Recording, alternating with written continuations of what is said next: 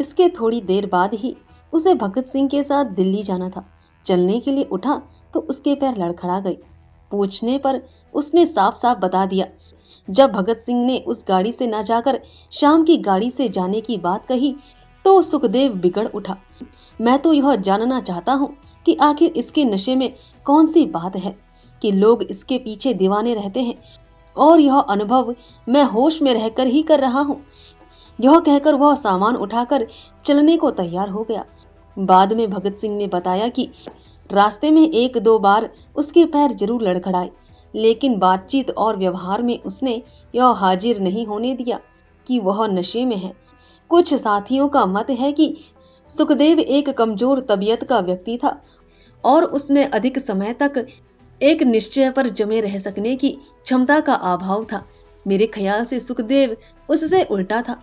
वह अपने इरादों का पक्का था और एक बार किसी काम को करने का निश्चय करने के बाद किसी की भी मजाल ना थी कि उसे उस काम के करने से रोक सके। अपने फैसलों के आगे दूसरों के फैसलों को मानना तो उसने सीखा ही ना था।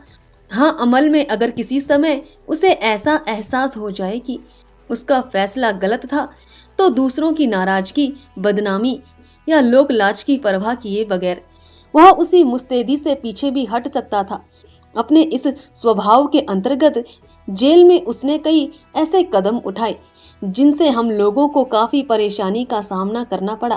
पहली भूख हड़ताल के आरंभ होने के 10 दिन बाद भी उसमें कितना जोश था उसका उल्लेख ऊपर किया जा चुका है। लेकिन उसके सारे विरोध के बावजूद अधिकारियों ने जब उसे गिराकर रबर की नली नाक के रास्ते पेट में उतार ही दी तो अपनी हार पर उसे खिसियाहट अनुभव हुई। उस रात देर तक वह अस्पताल की ब्रेक में टहलता रहा। दूसरे दिन से दूध पिलाने का क्रम दोनों समय चलने लगा। 4-5 दिन लगातार डॉक्टरों के हाथों हार खाने के बाद वह बड़ा खिन्न हो उठा। पेट से दूध निकाल देने के लिए उसने गले तक उंगली डालकर उल्टी करने की कोशिश की। 1-2 दिन कुछ सफलता भी मिली, लेकिन उसके बाद गला इस कसरत का आदी हो गया। उसने सुन रखा था कि मक्खी निगल जाने से उल्टी हो जाती है। अस्तु जो ही डॉक्टर दूध पिलाकर हटा, उसने एक मक्खी पकड़ी और पानी के साथ उसे निगल गया, लेकिन उस पर इसका भी कोई असर नहीं पड़ा। इन्हीं सब प्रयोगों में करीब 10 दिन और गुजर गए। डॉक्टरों ने दूध की मात्रा बढ़ा दी थी, फलस्वरूप उसका वजन भी बढ़ चला। अंत में डॉक्टरों को परास्त करने के लिए उसने एड़ी के पास की नस काटकर रात में धीरे धीरे शरीर का खून निकाल देने का निश्चय किया। हजामत का ब्लेड लेकर बैठा भी। फिर ख्याल आया, लोग कहेंगे फांसी के डर से सुखदेव ने आत्महत्या करने की कोशिश की। सुखदेव और डर, यह विचार आते ही उसने ब्लेड फेंक दिया। उस रात वह सोया नहीं। दूसरे दिन जब डॉक्टर दूध पिलाने आया तो उसने उसके हाथ से बर्तन लेकर स्वयं ही दूध पी लिया। सुखदेव ने साथियों से पूछे बगैर अनशन तोड़ दिया। यह समाचार सब जगह चर्चा का विषय बन गया। उसे लेकर तरह तरह की टीका टिप्पणी होने लगी। कुछ साथियों ने तो उसे देखकर मुंह तक घुमा लिया, लेकिन सुखदेव का निर्णय हो चुका था और अब उसे वापस लाना किसी की बस की बात ना थी। 2-3 दिन बाद जब रविवार को सेंट्रल जेल से भगत सिंह आया तो उसने अलग ले जाकर सुखदेव को समझाने की कोशिश की। उसका उत्तर साफ था, भूख हड़ताल की सफलता है किसी के मरने में। अनशन से डॉक्टर मरने नहीं देंगे और गला काटकर मैं मरना नहीं चाहता। भगत सिंह ने प्रस्ताव रखा कि डॉक्टरों के दूध पिलाने के काम में बाधा डाले बगैर वह रबर की नली से दूध लेता रहे। सुखदेव ने मुस्कुराकर कहा, मैं अपने से धोखा नहीं कर सकूंगा। सन 30 के आरंभ में हम लोगों को दूसरी बार अनशन का सहारा लेना पड़ा। जब सुखदेव ने उसमें हिस्सा लेने की इच्छा प्रकट की तो साथियों ने सोचा उसे अपने पिछले व्यवहार पर पश्चाताप है। इस बार अधिकारियों ने दूध पिलाने में जल्दी नहीं की। 15 दिनों तक उन्होंने किसी को हाथ तक नहीं लगाया। अचानक 15वें दिन शाम को सुखदेव की हालत खराब हो गई। मुंह में छाले पड़ गए, जबान ऐंठने लगी, बोलने की शक्ति भी जाती रही और हाथ पैरों की उंगलियां अकड़ गई। डॉक्टर को खबर दी गई। चारों ओर भाग दौड़ मच गई। हम लोग भी काफी परेशान थे। सुखदेव की मृत्यु से कोई तूफान खड़ा ना हो जाए, इस डर से हम लोगों को अस्पताल से हटाकर कोठरियों में भेज दिया गया। बात यह थी कि इस बार सुखदेव ने आरंभ से ही पानी पीना भी छोड़ रखा था। इस राज को उसने हम लोगों को भी नहीं बताया था। डॉक्टरों को इसका एहसास हुआ।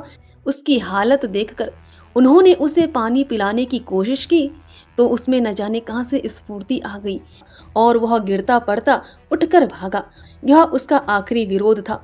थोड़ी दूर जाकर उसके पैर लड़खड़ाए और वह बेहोश होकर गिर गया। डॉक्टरों ने उसी हालत में नाक के रास्ते नली से उसे पानी पिलाया और 5 मिनट के अंदर वह उठकर बैठ गया। सुखदेव ने जुआ खेला था और फिर हार गया। अगर 2-3 घंटे डॉक्टरों को उसकी हालत का पता और न लगता तो यतीन्द्र दास के बाद अनशन का वह दूसरा शहीद होता। लेकिन जब एक बार डॉक्टरों ने पानी गले से नीचे उतार दिया तो उसने अपनी हार स्वीकार कर ली। भूख हड़ताल में उसकी दिलचस्पी समाप्त हो चुकी थी। अब तो रोज की खिचखिच का सवाल रह गया था। उस रात हम सब लोग सुखदेव के लिए काफी चिंतित रहे। सवेरे जैसे ही कोठरियां खुली, हमने एक कैदी नंबरदार को उसका हाल लाने के लिए भेजा। पता चला गत रात जब डॉक्टर उसे पानी पिलाने में सफल हो गए तो एक अच्छे खिलाड़ी की भांति उसने हार स्वीकार कर ली और अनशन समाप्त कर दिया। सुखदेव का इस प्रकार अनशन समाप्त कर देना कुछ साथियों को बहुत बुरा लगा। अब एक लंबे संघर्ष के आसार उनके सामने थे।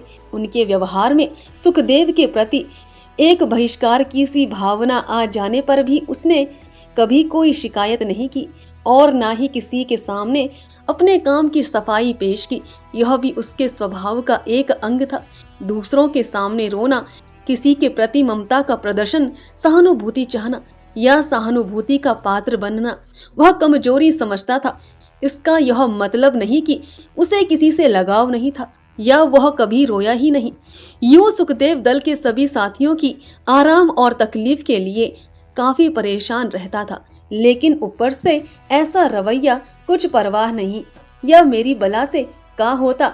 अधिकांश साथी भी उसकी इस आदत से वाकिफ थे और इसलिए उसके जिद्दी झक्की होने के बावजूद कुछ को छोड़कर बाकी सबका लगाव अंत तक उससे बना रहा। दल के आने के बाद से पार्टी की भलाई और आदर्श की पूर्ति, इन दो के सामने दूसरे भावों को उसने एक क्षण के लिए भी उसने स्थान नहीं दिया। आराम, तकलीफ, खाने पहनने का शौक, प्यार, मोहब्बत, दोस्तों के लिए लगाव आदि मनुष्य की स्वाभाविक प्रवृत्तियां सुखदेव में भी थी, लेकिन उसके जीवन में इन सब का स्थान आदर्श से नीचे था। व्यक्तिगत तौर पर उसे सबसे अधिक ममता थी भगत सिंह के प्रति। प्यार नाम की जो भी पूंजी उसके पास थी वह सारी की सारी उसने भगत सिंह को ही सौंपी थी। जब कभी आगरे या ग्वालियर में सुखदेव आ जाता, ये दोनों एक दूसरे से ऐसे लिपटते मानो और कोई हो ही नहीं। एक कोने में बैठकर बातें करने में वे रातें गुजार देते।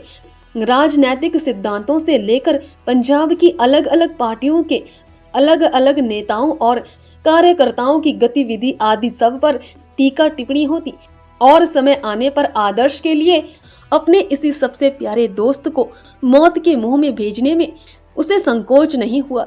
दल की केंद्रीय समिति को जिस बैठक में दिल्ली असेंबली में बम फेंकने का निश्चय किया गया उसमें सुखदेव नहीं था। भगत सिंह का आग्रह था कि इस काम के लिए उसे अवश्य भेजा जाए, लेकिन बाकी सदस्यों ने उसकी यह बात नहीं मानी। उस समय सैंडर्स की हत्या के सिलसिले में पंजाब की पुलिस भगत सिंह की तलाश में थी। उसके पकड़े जाने के मानी थे फांसी। समिति ने भगत सिंह की बात न मानकर दूसरे 2 साथियों को भेजने का निश्चय किया। 2-3 दिन बाद जब सुखदेव आया और उसे हमारे निश्चय का पता चला तो उसने उसका सख्त विरोध किया।